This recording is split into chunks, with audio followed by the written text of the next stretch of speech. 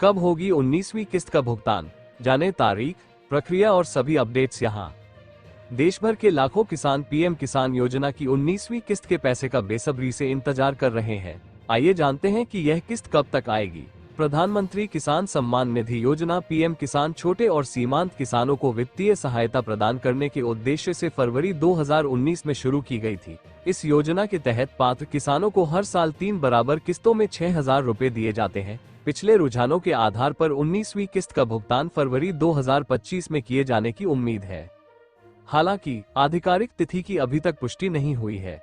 पिछली किस्त यानी 18वीं किस्त 5 अक्टूबर 2024 को जारी की गई थी। ये राशि सीधे लाभार्थियों के बैंक खातों में भेजी जाती है, इसलिए किसानों को ये सुनिश्चित करना चाहिए कि उनके बैंक खाते आधार से जुड़े हों और अपडेटेड हों। किसे मिलेगा पीएम किसान योजना का पैसा? पीएम किसान योजना का लाभ प्राप्त करने के लिए किसानों को कुछ शर्तें पूरी करनी होती हैं, जो इस प्रकार हैं। ई-केवाईसी। सभी लाभार्थियों को ई-केवाईसी प्रक्रिया पूरी करनी आवश्यक है। ये प्रक्रिया पीएम किसान योजना की आधिकारिक वेबसाइट या नजदीकी सीएससी केंद्र पर की जा सकती है। आधार सीडिंग। किसान के बैंक खाते को आधार नंबर से लिंक करना जरूरी है, ताकि पीएम किसान योजना का पैसा डीबीटी के माध्यम से सीधे उनके खाते में ट्रांसफर हो सके। भूमि रिकॉर्ड का सत्यापन। किसान की भूमि का विवरण सही और अपडेट होना चाहिए, ताकि उनकी पात्रता की पुष्टि हो सके।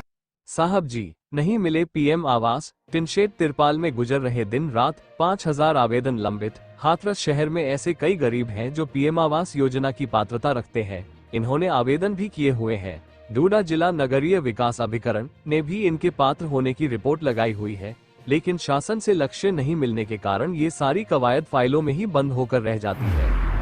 इस योजना से बदलेगी पूर्वांचल की तस्वीर। नीति आयोग के सुझाव पर योगी सरकार ने की तैयारी। उत्तर प्रदेश की योगी आदित्यनाथ सरकार वाराणसी और प्रयागराज को मिलाकर नया आर्थिक क्षेत्र बनाने की तैयारी कर रही है। नीति आयोग की सलाह के बाद ये इस पर काम शुरू हो गया है। माना जा रहा है कि इससे पूर्वांचल की तस्वीर चमकने लगेगी और इन दोनों क्षेत्रों में धार्मिक पर्यटन के साथ कला और संस्कृति को भी बढ़ावा मिलेगा।